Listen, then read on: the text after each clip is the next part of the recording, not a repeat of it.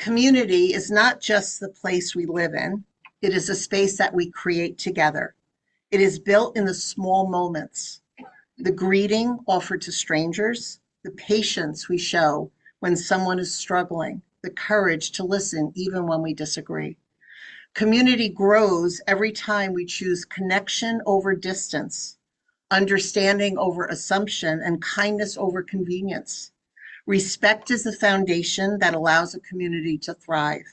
It asks us to recognize the dignity in every person, not because we agree with them, not because they've earned it, but because they are human. Respect means seeing the value in voices different from ours. It means acknowledging that each person carries a story that we may never fully know, yet still deserve our care. And when we practice respect, we create a place where people feel safe to show up as themselves.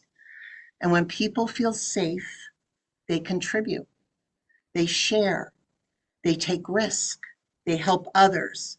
Respect unlocks the potential of a community by reminding us that we rise higher when we rise together. Today, we are invited to remember that community is not something that we inherit, we create, we build.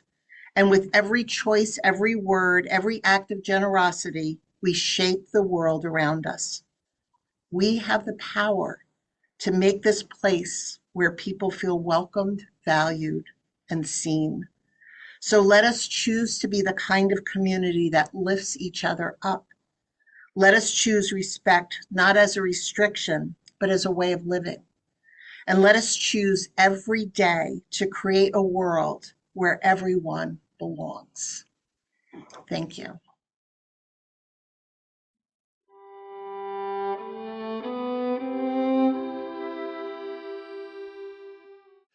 When Sharon speaks of my accomplishments and my credentials, they're parts of a journey that are, shall we call them markers or milestones, but a journey that does not stop. Ladies and gentlemen, where you stand in your life and your development in your spiritual awareness is yours and yours alone. Whether it's marked by certifications or not is not the relevance.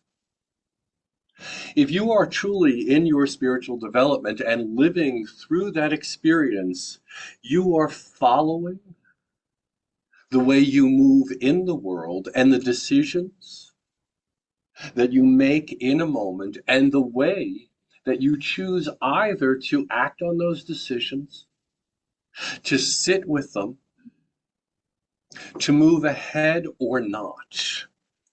In the development of your soul, in the development of your essence, in the development of your understanding of who you are given opportunity after opportunity after opportunity for choice. I can't believe I'm going to reference this. We were on a flight back from Paris on Tuesday, and in that there was a young family that were seated in the center, three people, a mother, a father, and their 2-year-old child, and then another woman sitting at the far edge. And as any child is flying, you all know the response of a child in flight, if you've been with one: ears, emotions, tiredness. And I say with respect and love, Sharon was the utmost of grace and sympathy towards that child. She was. She was sitting next to me in awe and awe. And there were moments where I had to, and I'm an adult, but I had to breathe through my experience. And I'm not perfect. There were moments where I'm like, all right, I got my earbuds in, I'm watching my movie, I'm ignoring this. And then there were moments like, oh, this poor kid. Now, God bless that family. I can't imagine what the mother and father have been through. I'm not a parent. I did not give birth to children in my life. Yes, I'm a step parent. Yes, I'm a grandfather. I can be compassionate and understanding towards that. But in the moment, I have a choice how to respond. Did I get up and reprimand? Did I get up and complain? Did I get up? Maybe to Sharon a little bit in my humanity. A little bit in my humanity? Yeah, a little bit. In my humanity. Now, I'm telling the story. Why? In the development of our soul and in the development of who we are, we have choices that we can make. And I can look back to that experience and say, oh, shame on you, Richard. You could have done better. And that's true. But when the next flight comes and the next family comes and when the next child is responding in such a way, I also have the opportunity to look back at what happened and hopefully choose a little more grace within myself for them. Why am I sharing this with you? Ladies and gentlemen, in traditional religion, we were taught that if we did wrong, we would be reprimanded for it. What I'm encouraging you to remember within your own heart and soul, that in a moment you do not have to look at yourself as doing it wrong. In the moment, you are living in your life experience, trying to do what is right in the moment to the best of your ability. In the moment. And when that next event occurs, when I'm on that next flight, and when that next child starts to respond to the environment based on what that child's need is, I pray to God that I'll have more grace than I had at this flight. Does not make me a bad person. Does not make you a bad person. You're given opportunities in your life experience to learn and grow from them, to better yourself, to become more aware. But life's growth, the soul's growth, the experience of becoming fully embodied as the divine that we are, is not perfection.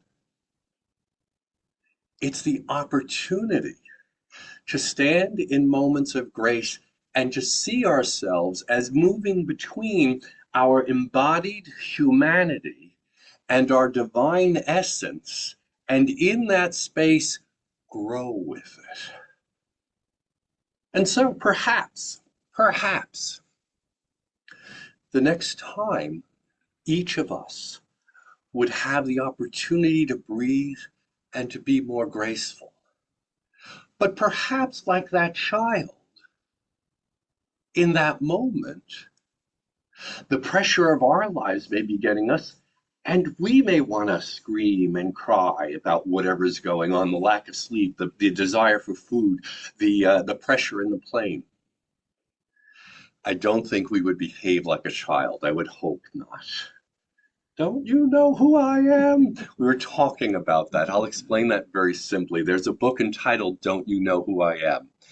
And very quickly, a gentleman is being escorted off the plane and he's screaming at the security guards, don't you know who I am, irrelevant to what was occurring in the moment. Bringing that back to what I just said, I do not feel that any one of us would have a moment like that where we would be writhing and screaming at the other family.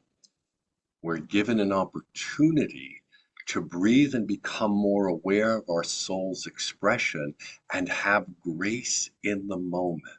Now, taking that to our historical experience, how many of you, my dear friends and loved ones and people I don't even know yet, can think back to your youth, whatever that may be? It wasn't too long ago, but can you think back to your youth where you hurt a friend's feelings, where you behaved in a manner in an environment that you wish you could change? And now I can, I'll say I amen to that. In the experience, what we have to remind ourselves of, even in this moment, is that we're doing the best we can in our humanity in any given moment. And if we have enough awareness, we'll be able to give ourselves some grace to our history. Did we try to repair whatever happened? Yes. If we didn't, we have to look at the way we live in the world and say, in that moment, I was doing the best I can with the operating system or awareness that I had at that time. But the beauty of the soul's growth is that it is an evolution and an ever expanding awareness.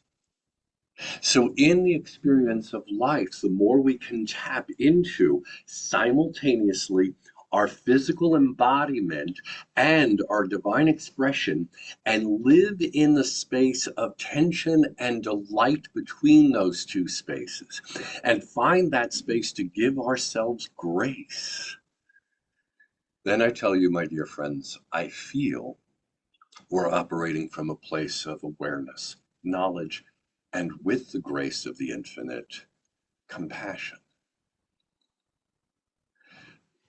I'm not trying to make Sharon out to be Mother Teresa. Oh, no. Right, I'm not. I'm clear about that.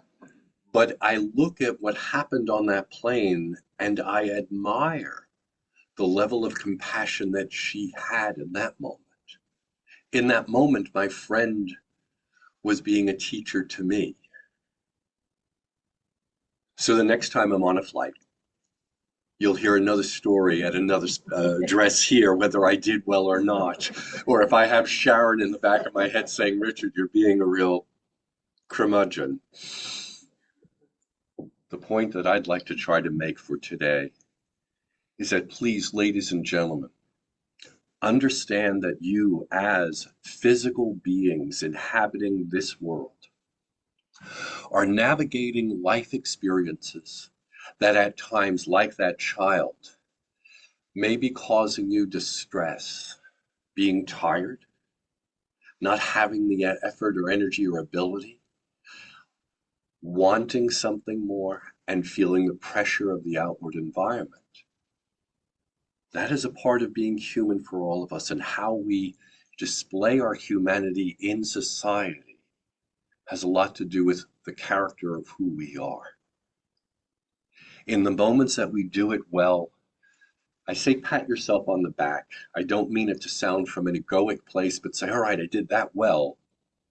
And in the moments we don't, where I might complain, as I did to my friend a little bit about, oh, I wish that young whatever. Use it as a moment of awareness to see if we are growing into a better version of ourselves. In the experience of life, we are both physically present and divinely present. We can't be one without the other. And as we grow into ourselves, the more we grow into both facets of our being more fully, the more we are bringing heaven to earth. Thank you, ladies and gentlemen.